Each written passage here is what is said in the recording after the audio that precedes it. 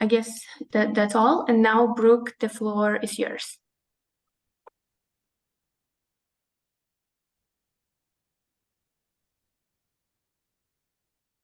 All right.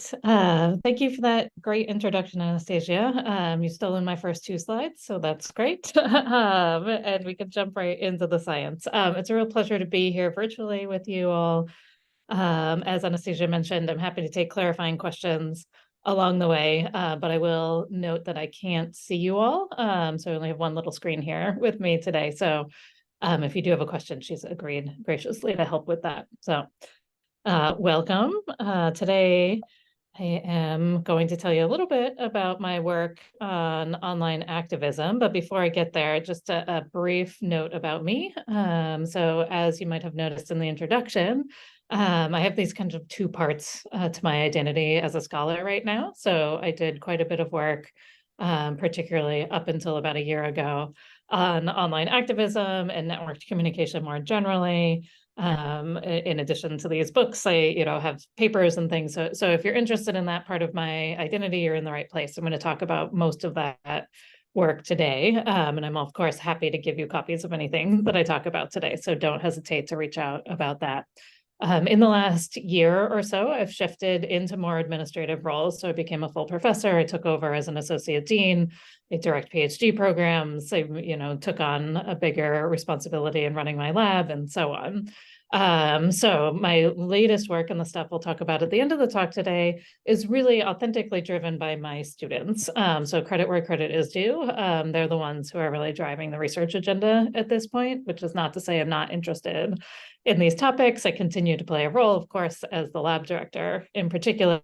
But my interests have really shifted towards how we run higher ed and how we can create more equitable and inclusive spaces on college campuses. So if you're interested in helping with that mission, I'd also welcome a reach out or questions afterwards about those topics. So to dig in, as you may know by the title of my talk or any passing familiarity you have with my name, I study online activism. And I study it through the kind of auspices of these organizing hashtags. There are thousands of them that have spread all around the world. So the Umbrella Revolution in Hong Kong, the January 25th hashtag, which arguably is the first kind of major revolution. It sparked what's called now called the Arab Spring. Me Too and Black Lives Matter have been two of the main focus areas of my own research and arguably some of the biggest movements around the world.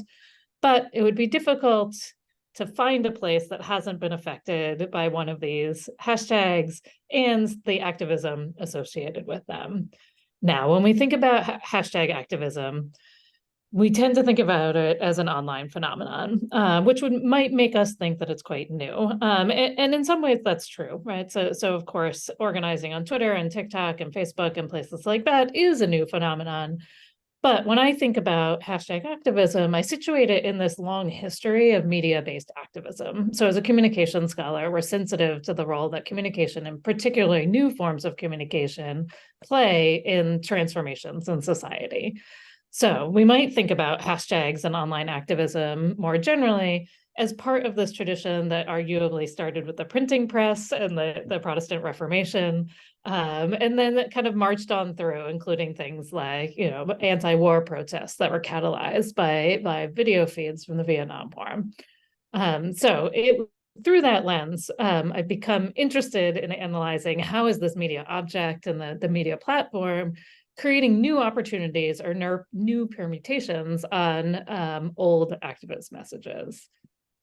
All right, so the largest body of my work looks at amplification processes and how these social movements build online. Before I move on, I'm going to note that the next, in the upcoming slides, there's a discussion of both police violence and sexual violence. So if that is a challenge for you, of course, please step away. All right, so back when Twitter was Twitter, you may recall that tweets look something like this. So we would see a tweet from Awesomely Lovey. We know that all lives matter, but we have to say Black Lives Matter to remind people of our humanity, which is far too often forgotten. A tweet like this might be retweeted by another user, in this case, Andalucia, which we can think of when we're thinking of it in terms of networks as a directed tie from Andalucia back to the source content. So when I draw my networks, I always point back to the originator of the content, where all of the people doing the retweets and the mentions are doing the amplification work. Now, abstracted even a little bit further, we can then draw networks like this, where the nodes are users and the ties are these amplification acts. Okay, and of course, these don't happen only in dyads. In most networks, these kinds of amplifications and these kinds of networks build across vast networks of people retweeting each other in these complex ways that give rise to themes and clusters and particular points of attention. And that's the interest of my research. So the first project that I did in this space was a project that happened by accident. So I'm guessing not too many people in this audience have heard of this hashtag. Even when I give talks to US-based audiences, they haven't really heard of this one or they don't remember it. So the first hashtag I studied was MyNYPD. And just a little bit of context, because it's kind of a historical hashtag at this point in time.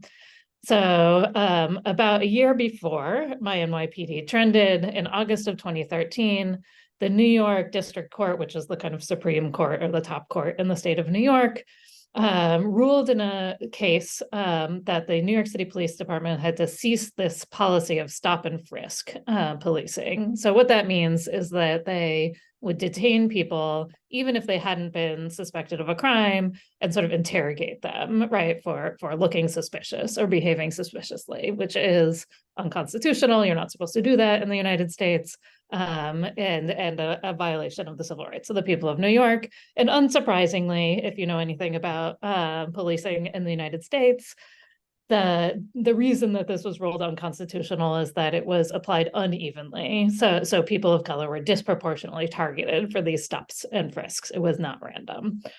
Okay, so fast forward a year later, Michael Brown was killed in Ferguson, Missouri.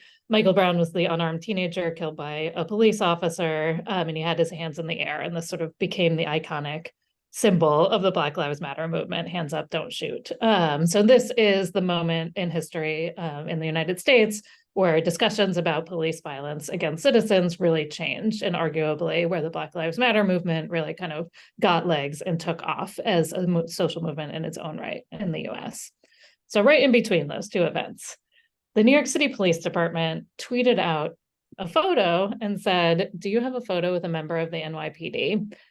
Tweet us and tag it, hashtag MyNYPD. It may be featured on our Facebook," right? So we're dating ourselves a little bit there. But so the New York City Police Department obviously was doing this as a public relations move, and they were expecting to receive photos of sort of police officers engaging in friendly neighborhood policing, kind of like the one pictured here.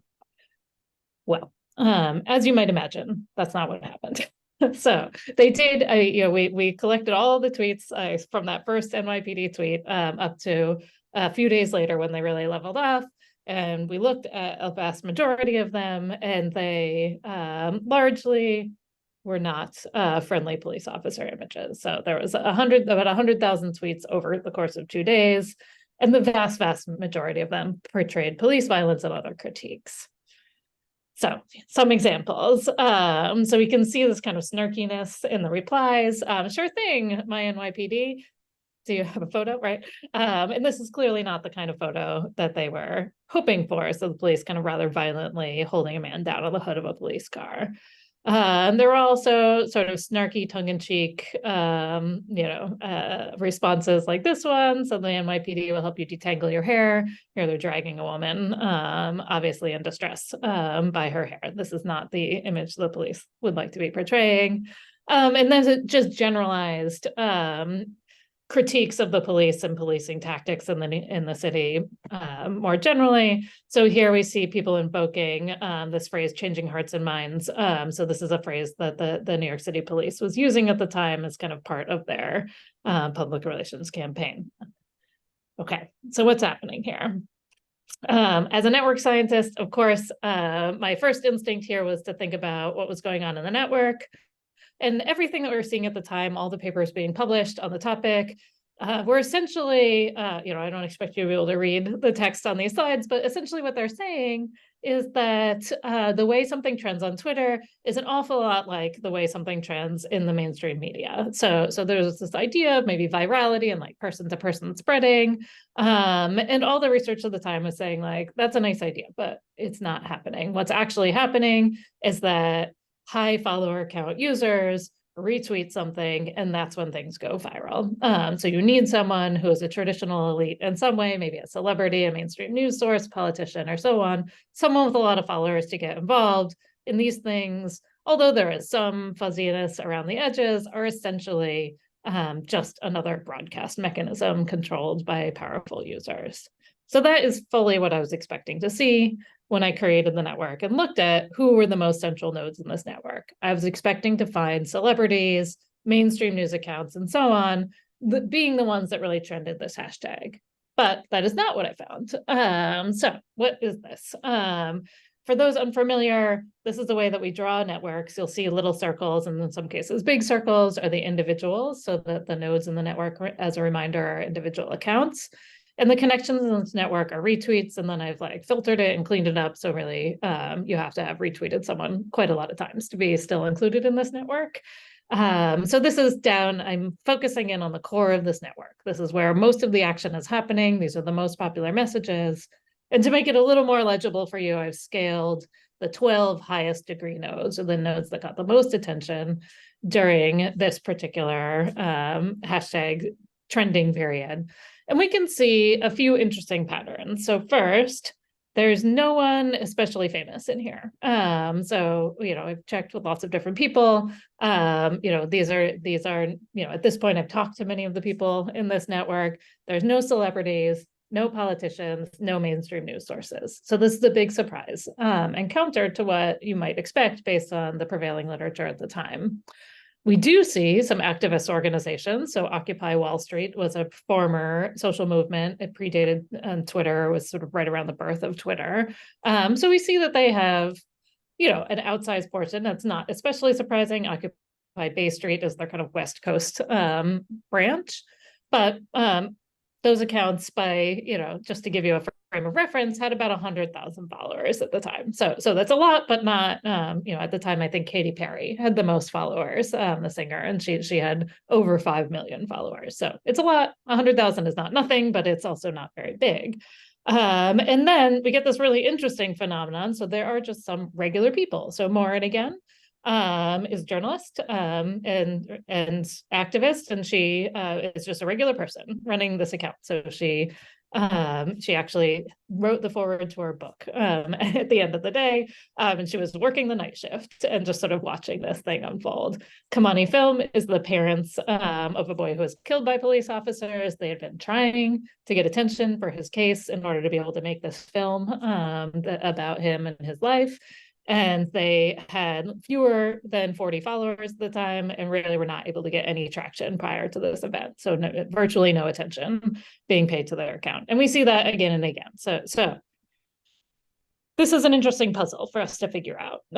So we know something is true in the world, that a message has spread and gained popularity, one that wasn't popular in mainstream discourses at the time. So anti-police messages were really unpopular in the US at the time that this hashtag trended, and it was trended by people who are just regular folks for the most part. So it's not as if some celebrity got involved and then people were following the celebrity's input. It was just regular people following regular people and amplifying this unpopular message.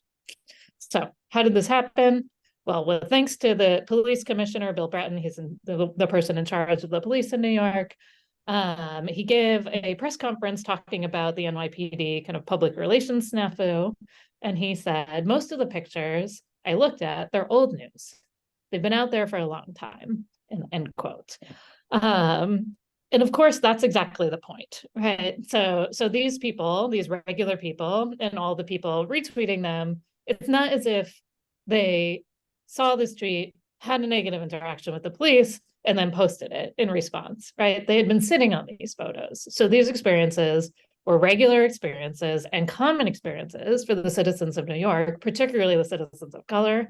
And they had these photos at the ready, and maybe in some cases had even tried to get attention for them in the past, but they couldn't What they needed was this organizing principle and the discoverability of the hashtag to rally around and send the message out together. So no individual was able to advance this alternate discourse into the mainstream, but together as a collective, they could. So this is sort of canonical collective action.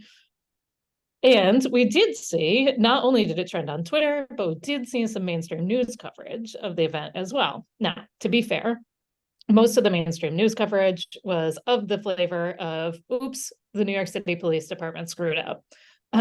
So it's not exactly an activist message, but you'll notice that in many of these articles, they attached images of the tweets that contain police violence.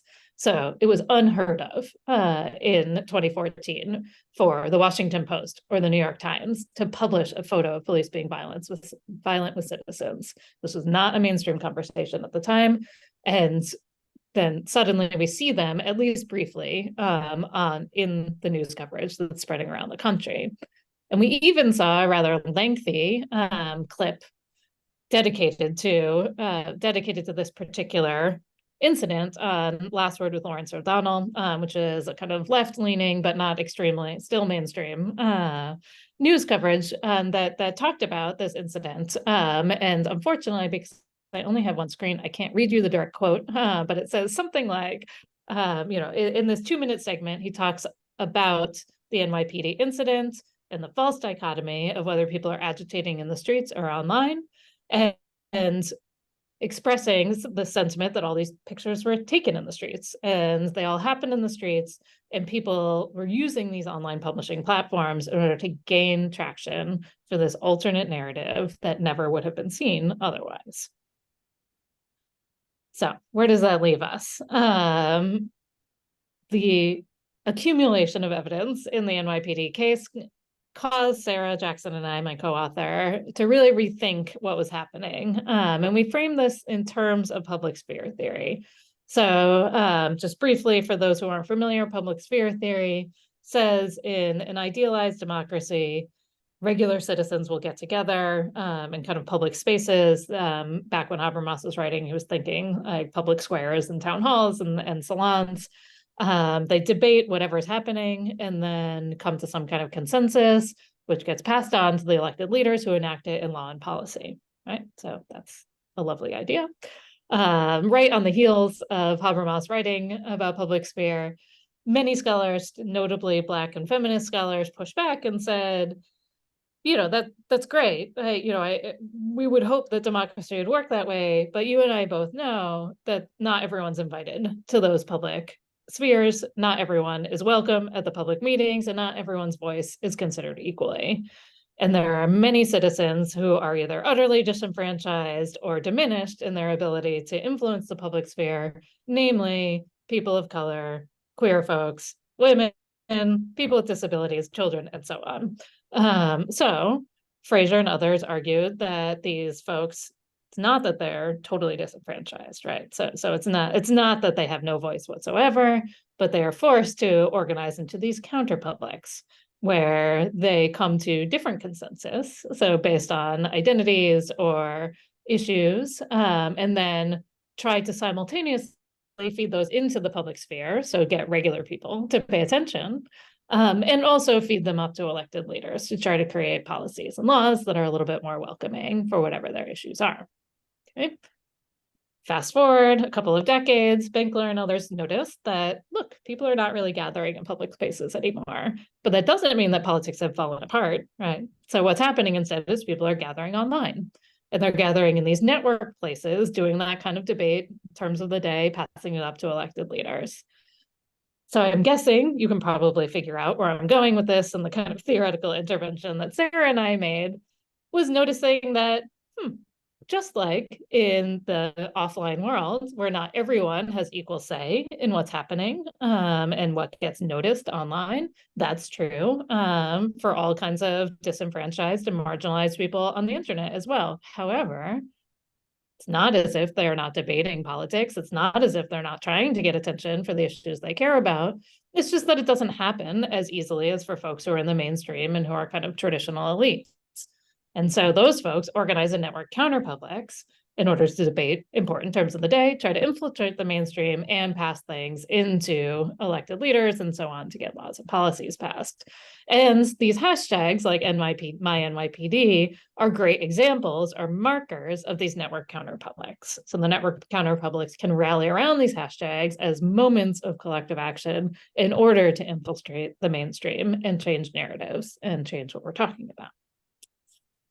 Okay, so that's the basis of the kind of logic, the theoretical logics of our book and much of our work on online activism. And then the book really goes through a series of case studies to talk about different cases or instances where this has happened and different mechanisms on the back end of these platforms that allow those network counterpublics to break through. So another example, in this case, we're talking about sexual violence and the ways that people use the internet in order to create space for people to talk publicly and with their own names about their experience with sexual violence. The mechanism that we identified in this case, so of course we're talking about the Me Too movement. And if you think about sexual violence, we know the statistics say that only 1 in 10 women will ever disclose a sexual assault to anyone, and then when they do, it tends to be only 1 or 2 close friends or relatives, right? So it is extremely rare for women to disclose sexual violence, sort of full stop, and then even rarer for them to disclose in any kind of public way. And there are lots of reasons around that, but the kind of chief explanation for that is social stigma, kind of a fear that you won't be believed and that you'll be somehow punished or blamed for your own victimization. Okay, so when we think about disclosures, or just telling people sensitive information in general, the way we generally think of this happening in networks is through reciprocal self-disclosure. So I might tell you something about myself, some sensitive piece of information, and then you tell me something about yourself, either the same kind of information or something else kind of equally sensitive. And if you think about the way you build friendships, this is typically how it goes. So we kind of go back and forth sharing secrets, and that's how we build intimacy in social relationships. When we draw that as a more abstracted network, we can simply collapse those. So for reasons of math, you don't actually need to keep track of reciprocal ties, the directionality, as long as every tie is reciprocal in a network. I'm happy to answer more questions about that, but you can trust me that we can kind of reduce that into an undirected network where everyone is linked and we kind of assume that this means a reciprocal tie. Okay, so unlike in amplification, where this just sort of scales, right? So as more people amplify, something really interesting happens when we stick this particular relationship into a network. So we have a pair of people here who are disclosing to each other, and we stick that into a network like Twitter or Facebook or TikTok, then not only do those people disclose to each other, that still happens, but other people around them can see their disclosures, right? So that they end up disclosing to a wider network of people that then themselves can engage in this reciprocal disclosure. So we might have a kind of immediate response, right? So someone you're directly connected to is now disclosing something because they saw you doing your disclosure.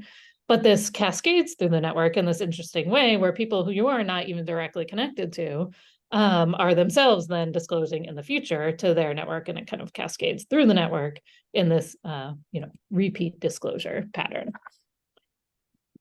All right, so thinking again about the Me Too movement, as I mentioned, we know that disclosure is rare, sexual assault disclosure is rare, but social media prior to our work people had already noticed that it became instrumental for allowing people to disclose to audiences of strangers. And that's because of the anonymity involved. So people will use the internet. There have been some great studies on Reddit in particular about things like pregnancy loss and sexual assault. People will use the anonymity of Reddit in order to disclose what happened to them and seek support. So that's a known fact. But Me Too wasn't anonymous.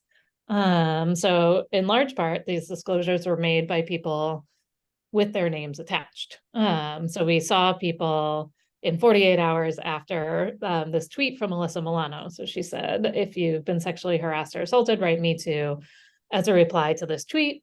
And we saw, just in 48 hours, Me Too was used 12 million times on Facebook and over 1 million times on Twitter. And because of the way these platforms work, the vast majority of these times, they were used by people whose names were attached to their identities. So this is really unexpected. It's the first time that we know of where we had this wave of sexual assault disclosures happening where they're attached to people's names. Moreover, there was a pretty broad reach. So in surveys, almost half of Facebook users claimed that they had a friend disclose Me Too, right? So even if they themselves didn't, the vast majority or the majority of people had seen something about this. And then certainly once it started percolating in the news, we start to get into the wide majority of populations being aware of these disclosures. Okay, so we were interested in whether or not this reciprocal self-disclosure mechanism was at play, but it wasn't straightforward to us in how to draw these networks and identify whether or not that was happening. So the way we ended up tackling it is we had this kind of pipeline methodology. So we started by sampling tweets with the Me Too hashtag and doing a qualitative content analysis in order to identify the features associated with disclosures. I have a backup slide if you're interested in that. But we were able to distinguish pretty effectively between a tweet that was a disclosure and a tweet that wasn't. So a lot of tweets just had the hashtag Me Too. We didn't count that. Or they would be sort of messages of support for the people who are disclosing. So they'd say something like, it's so brave of people to be talking about their experiences, hashtag Me Too. So we didn't count that as a disclosure. We only counted the ones where people are saying something happened to me, or gave details about an assault. So we got pretty good at that. We used that then to do an automated classification of about just under 500,000 authored tweets. So from that first week after Alyssa Milano's tweet.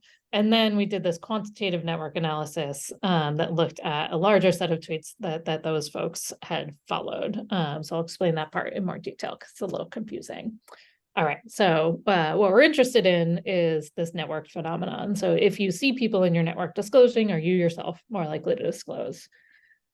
Okay, so for any given person in Twitter, let's use Twitter as our example, they're following a set of people. All right, so as a researcher, we can't know what people on Twitter actually see, with rare exceptions, screen grabs through kind of fully consented plugins and things like that. We didn't do that. We just had observational data, so records. So we knew who people were following. We can see. So this is at the time when this hashtag trended, there wasn't a lot of algorithmic curation happening on Twitter yet. So in principle, the people you're following are the people whose messages you could potentially have seen. Okay, so amongst that set of people, there's going to be, some who are making disclosures and some who are not. And that's going to happen with some probability. So you're likely to see some disclosures, but probably not everyone you're following is having a disclosure. And so we can calculate as a percentage of disclosures in your network, we don't know if you saw them or not, the likelihood that you yourself would disclose. And in this case, we see, this person did disclose, right? And then we can do that kind of cascading through the network for any given node. And so what we're able to measure is a pretty particular thing. So as a function of the disclosures in your network, are you yourself more likely to disclose, with the caveat that we don't know a whole lot of things, right? So we don't know what you saw. We also don't know if you can disclose, right? So right, only people who have experienced sexual assault or harassment actually have anything to disclose. And so we don't know what's in these people's heads. But if the network level reciprocal self-disclosure is at play here, we would expect that, on average across the whole big network, people who see more disclosures are more likely to disclose themselves, where people who don't see that many are not as likely to disclose. And that is, in fact, exactly what we find. So we see as your exposure to disclosures goes up, your propensity to disclose, or the probability that you yourself make a disclosure at some point in the future, also goes up. And, we don't have any way to know for sure the causality here, but I'll note that the effect is strongest in the kind of 0 to 20 disclosures range, which is interesting. That is the range, if you've seen like 50 or 60 disclosures and you haven't said anything yet, maybe you just don't have anything to say, right? So maybe there's nothing there for you to say. So we might expect that this is the range where like the effect is highest. So you see one, like, oh, that's interesting. Someone's talking about that. You see 10. If your friends talking about their experience, it's like, okay, maybe it's time for me to say something. Right? So we have some idea that there might be this network level effect happening. Okay. We also see an interesting shift. In network science, we talk about phase transitions. And when we look, so Me Too didn't start in October of 2017. It had actually been percolating prior to that, thanks to Tarana Burke. But after that tweet, we see the shift to kind of an increased frequency of discussing Me Too, and a frequency that really didn't drop off all that much. So even the lowest point, up until 2022 was higher than the highest point prior to that 2017. So we really saw, potentially anyway, the shift in the likelihood that someone will disclose a sexual assault or harassment and kind of change the climate and enabling people to disclose that kind of experience without the stigma that they felt before. Okay, so X, yeah, or what happens in the post-Twitter world? That's my little cheeky nod to the new name of Twitter. So maybe you're enamored with this talk, maybe you're not, but surely everyone in the room is wondering, like, what on earth are we doing now? So it is clear to me, although the empirical papers are difficult to write on account of lack of API access and the kind of utter obliteration of that kind of thing. It's clear to me that activism is not happening on Twitter anymore. Twitter is no longer a thing, and some of the decisions that have been made by the CEO would make it a very hostile place to do activism, even if people were to try. So I can't tell you where activism has gone. I haven't seen any evidence that there's like one particular site that's replicating the affordances of Twitter in particular, but I can tell you a little bit about what we're working on. So this is as yet unpublished work, but it will be forthcoming in computational communication research. And we've been looking at TikTok. Right. So this is just a sample of headlines about all the activism happening on TikTok. TikTokers are using their platform to change the offline. The TikTok army is coming for you. TikTokers spamming the Virginia governor's tip line for snitching on teachers. Gosh, what a time to be in America. Our question is, what's going on with TikTok activism? It's our kind of ill-formed exploration of so we have some sense that there is activism happening on TikTok. But my group and I have been grappling with, how do we study TikTok? What are the interesting questions? What's happening? What are the networks? And so on. So I'll just share a little bit of that, and then hopefully we can have a good discussion about what to do next. Okay, so some TikTok basics. So TikTok is a video sharing app. It has a heavily algorithmically curated For You page, although it is possible to follow people. Even if you don't follow people, you get a lot of content. It is very much based on remix. So this concept of taking snippets or sounds from other videos and reusing them in your own, that's what gets things to trend on TikTok, as far as we can tell. And it is heavily youth dominated. So it skews the youngest of all the platforms for which we have survey data. And I have this sort of funny clip here of that you may have seen people scrolling through. So you kind of scroll through like this and to be able to see all the content. Okay, so we approached this project kind of from a more basic place, thinking about digital action theory more generally. So like what is happening and what kind of activism is happening on TikTok. And broadly speaking, there are kind of two prevailing thoughts about how social action happens, in general, but especially online. So there's this collective action. So this is our traditional organizationally brokered action. So some organization like Greenpeace says like, we're going to have a campaign, and then we get people to buy into that campaign. It's in the mission of that campaign. Why do we all care? Because like we're all invested in the same cause, or we sometimes refer to this as the shared we, so the collective we.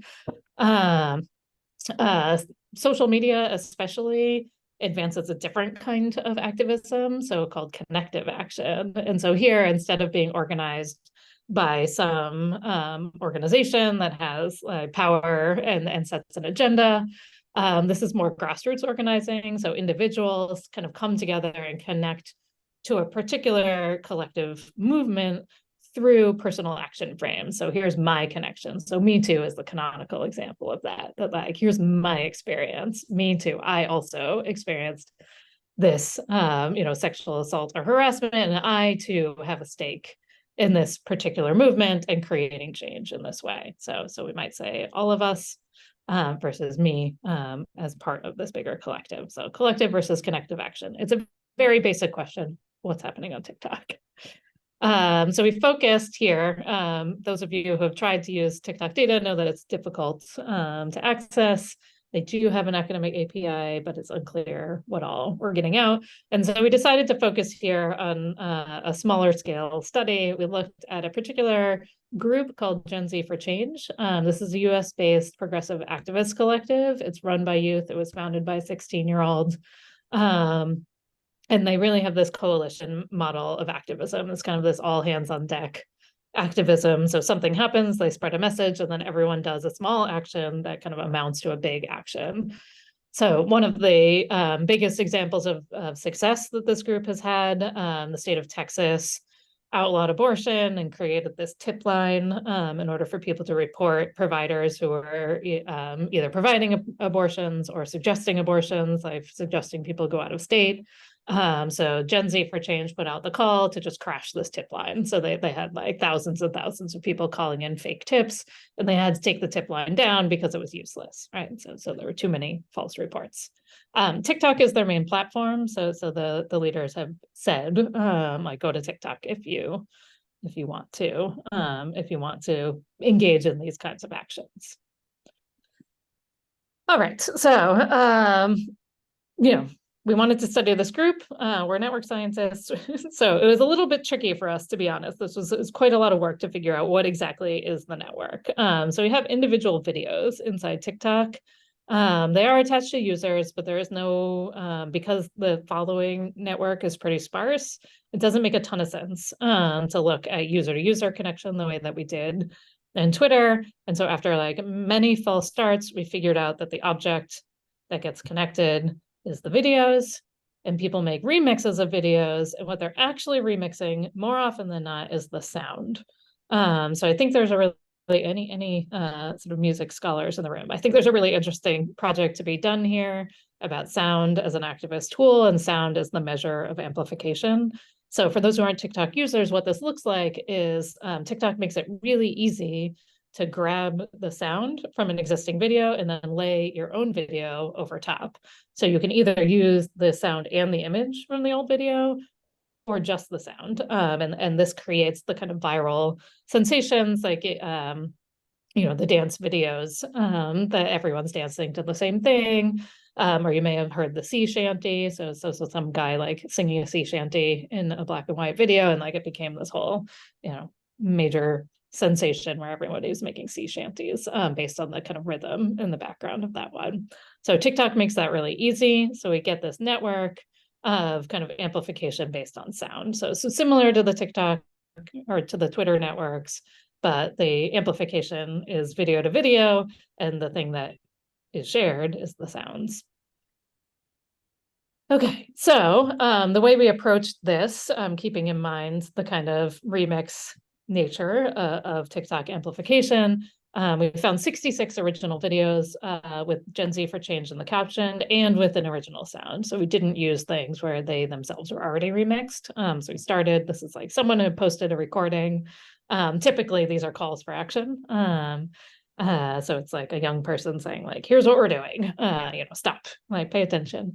So then we tracked those sounds, which is pretty easy to do through the TikTok API. And we found 681 remix videos that reuse a sound from one of the original videos. So they would have the same sound as the original video and maybe a different video overlay. I will note that at the time we collected data, it was not easy to simply repost a video on TikTok. So that was not one of the affordances. It's possible, but you would have to like screen grab yourself, your own playing of the video and then repost it on your feed, which is really uncommon for people to do. They've since made that a little bit easier. Okay, so what did we do? We just like watched a lot of TikToks. That's the honest truth. This was a mostly qualitative coding project. The kind of collecting and curating of the data was computational, but mostly this was watching every video. We coded for 25 variables that included activism strategy, so collective versus connective, and the generation of the poster. Like did they look like they were sort of 20s or lower? Or were they older than that? With some imperfection, although we did have 2 eyes from different generations on every video to verify that. And I'm just going to share one finding so we see this really interesting phenomenon happening that so older users are doing this kind of what we would imagine analogous to the connective action. So they're kind of inserting themselves alongside the original video, maybe pointing at it and saying like, this is important. Sometimes there'll be text over top saying like, everybody do this, or we'll see the stickers like the pride flags over top. So this is someone inserting themselves into the video in the same way that we might imagine like, a kind of Twitter amplification would work. So they're using the same sound, amplifying it by having a video of themselves alongside the original video. Very interestingly, the younger people were mostly doing something very different. So what they would do is rather than inserting themselves, which is the easiest thing to do to have a video alongside, they would insert either a black screen, so just like a blank still shot, something like they would put their phone down. So they were recording, but it was recording nothing, or occasionally like some words that were just amplifying a particular part of the message. So this here is actually not what we would consider connective action, not the kind of activism generally associated with social media and young people, but instead it's a more collective action, right? So it's more like we're buying into this original message and we're just amplifying this original message put out by this organization. So this is pretty unexpected, especially the age divide. And it really calls into question that, is there something different happening on TikTok? Is the kind of activism happening there different than what we saw on Twitter? Or is it kind of something that we haven't really theorized very well before? So we see there is some collective action happening here, which is a little unexpected, but it also does seem to be participatory. So underneath the red bars, there are names of individuals who are reposting these things and stitching them together and doing the remix.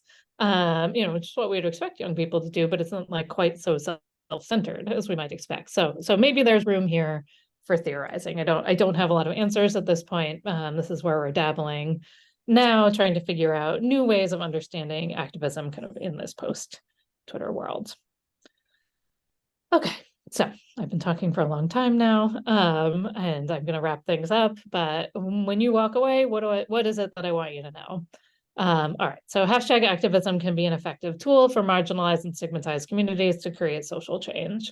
It is not the case, I think we've moved beyond these stereotypes. It is not the case that it's lazy activism. It's not the case that these people are disengaged.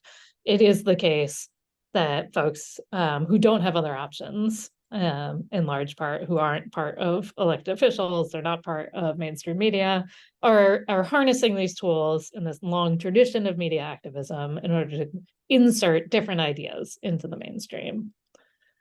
It works through these kind of complicated network processes that connect people and ideas across large networks. So it is almost never just one person trending a particular idea. It's lots of people working together around an idea in order to make people pay attention to it. And #activism does continue in a post-Twitter world. We don't think that it's going away, but it may be in new forms and along these new kinds of networks, like the sharing of audio and video.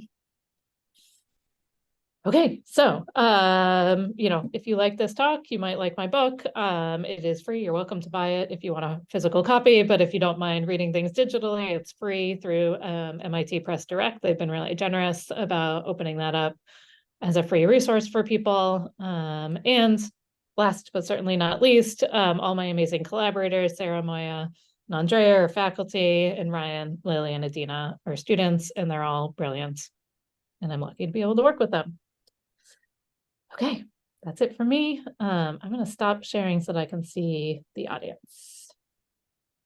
Thank you so much, Brooke. This was an amazing talk.